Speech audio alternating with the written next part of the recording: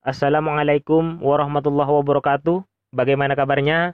Semoga baik-baik saja. Saya doakan sehat selalu dan terhindar dari virus corona. Amin. Baik, di video kali ini saya ingin membahas masalah peristiwa sekitar proklamasi kemerdekaan Republik Indonesia. Sebelum kita membahas tentang masalah peristiwa proklamasi, tahukah kalian bahwa negeri tercinta kita ini pernah dijajah oleh Belanda selama 350 tahun lamanya? Tetapi pada tanggal 8 Maret 1942 di Subang, Kalijati, Jawa Barat, Belanda menyerah tanpa syarat kepada Jepang. Sehingga pada saat itu, yaitu tanggal 8 Maret 1942, Indonesia resmi dijajah oleh Jepang. Baiklah, langsung saja saya ingin bercerita tentang peristiwa sekitar proklamasi. Tapi sebelum itu, yang belum subscribe silahkan subscribe dulu ya. Yang belum like silahkan like dulu. Oke, kita lanjut. Kita mulai di peristiwa tanggal 6 Agustus 1945. Tanggal 6 Agustus 1945 terjadi peristiwa besar di negara Jepang, yaitu salah satu kota Jepang, yaitu Hiroshima, dibom atom oleh Amerika Serikat, sehingga hancurlah kota Hiroshima. Keesokan harinya, yaitu tanggal 7 Agustus 1945, BPUPKI dibubarkan dan dibentuklah PPKI. Pada tanggal 9 Agustus 1945, Amerika Serikat mengebom kembali salah satu kota Jepang yang bernama Nagasaki, sehingga kota Nagasaki pun hancur. Dengan dibomnya kedua kota tersebut, negara Jepang menjadi lumpuh, sehingga semua tentara Jepang yang ada di Indonesia ditarik ke Jepang. Pada hari itu juga, pemimpin Jepang yang ada di Dalat, Vietnam, yaitu Jenderal Trauci, memanggil 3 pemimpin besar bangsa Indonesia, yaitu I.R. Soekarno, Drs. Muhammad Hatta, dan Dr. Rajiman Weddiodiningrat, untuk menemuinya di Dalat, Vietnam. Pada tanggal 12 Agustus 1945, ketiga tokoh besar tersebut, yaitu I.R. Soekarno, Drs. Muhammad Hatta, dan Dr. Rajiman Weddiodiningrat, bertemu Jenderal Trauci di Dalat, Vietnam. Di dalam pertemuan tersebut, Jenderal Trauci menegaskan bahwa Jepang akan menyerahkan kemerdekaan kepada bangsa Indonesia. Pada tanggal 14 Agustus 1945, Jepang menyerah tanpa syarat kepada sekutu. Berita tersebut dirahasiakan oleh tentara Jepang yang ada di Indonesia. Tetapi, keesokan harinya, pada tanggal 15 Agustus 1945, para pemuda Indonesia kemudian mengetahuinya melalui siaran radio BBC di Bandung. Pada saat itu pula, I.R. Soekarno, Drs. Muhammad Hatta, dan Dr. Rajiman Weddiodiningrat kembali ke tanah air dari Dalat, Saigon, Vietnam. Dikarenakan para pemuda sudah mengetahui bahwa Jepang menyerah tanpa syarat kepada sekutu, maka para pemuda mendesak I.R. Soekarno dan Drs. Muhammad Hatta untuk segera memproklamasikan kemerdekaan Republik Indonesia. Tetapi I.R. Soekarno menolak keinginan dari para pemuda karena ingin meminta pendapat para anggota PPKI. Karena perbedaan pendapat inilah, I.R. Soekarno dan Drs. Muhammad Hatta tanggal 16 Agustus dini hari diculik oleh para pemuda ke Rengas Dengklok, Kerawang, dan dipaksa segera memproklamasikan kemerdekaan Indonesia melalui radio. Tujuan penculikan ini agar Soekarno-Hatta tidak terpengaruh Jepang dan memenuhi tuntutan golongan muda untuk segera memproklamasikan kemerdekaan Republik Indonesia.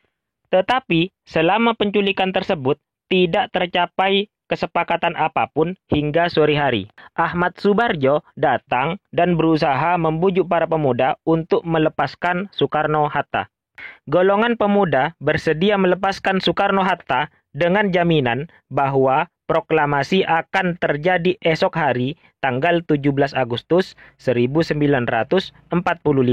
Setelah Ahmad Subarjo mendesak golongan muda dengan pertimbangan Soekarno-Hatta dibutuhkan untuk diplomasi dengan Jepang, Soekarno-Hatta dapat kembali ke Jakarta pada 16 Agustus 1945 jam 20 waktu Indonesia bagian Barat. Rombongan Soekarno-Hatta tiba di Jakarta sekitar pukul 23 waktu Indonesia bagian Barat dan langsung menuju rumah Laksamana Tadashi Maeda di Jalan Imam Bonjol nomor 1 setelah terlebih dahulu menurunkan Ibu Fatmawati dan putranya di rumah Soekarno. Rumah Laksamana Tadashi Maeda dipilih sebagai tempat penyusunan teks proklamasi karena sikap Maeda sendiri yang memberi jaminan keselamatan kepada Bung Karno dan tokoh-tokoh lainnya. Di ruang makan rumah Laksamana Maeda itu dirumuskan teks proklamasi kemerdekaan. Soekarno menuliskan konsep proklamasi pada secari kertas, sedangkan Muhammad Hatta dan Ahmad Subarjo menyumbangkan pikirannya secara lisan. Setelah Soekarno-Hatta dan Ahmad Subarjo selesai merumuskan teks proklamasi di ruang makan, kemudian mereka pun menuju Serambi Muka untuk menemui hadirin yang berkumpul di ruangan itu. Saat itu, dini hari menjelang subuh. Jam menunjukkan pukul 4. Soekarno mulai membuka pertemuan itu dengan membacakan rumusan teks proklamasi yang masih merupakan konsep di depan para hadirin. Kemudian setelah itu, teks proklamasi diketik oleh Sayuti Melik, kemudian ditandatangani oleh IR Soekarno dan DRS Muhammad Hatta atas nama Bangsa Indonesia. Teks proklamasi tersebut akan dibacakan di rumah IR Soekarno di Jalan Pegangsaan Timur nomor 56 Jakarta, pukul 10 pagi. Karena teks proklamasi akan dibacakan di rumah IR Soekarno, maka sejak pagi hari, rumah IR Soekarno di Jalan Pegangsaan Timur nomor 56 Jakarta itu sudah sangat sibuk. Suhut, seorang anggota barisan pelopor, ditugasi untuk mencari tiang bendera dan menyiapkan bendera merah putih.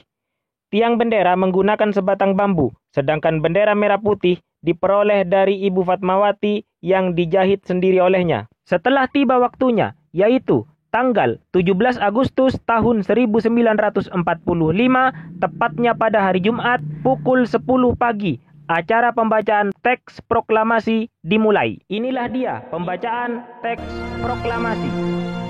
Proklamasi. Kami, bangsa Indonesia, dengan ini menyatakan kemerdekaan Indonesia. Hal-hal yang mengenai pemindahan kekuasaan dan lain-lain diselenggarakan dengan cara saksama dan dalam tempo yang sesingkat-singkatnya. Jakarta, 17 Agustus 1945, atas nama bangsa Indonesia, Soekarno, Hatta.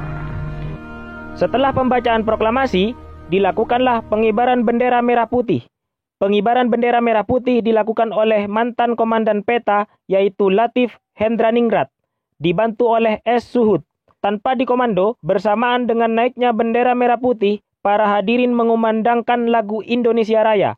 Lagu tersebut adalah ciptaan W.R. Supratman.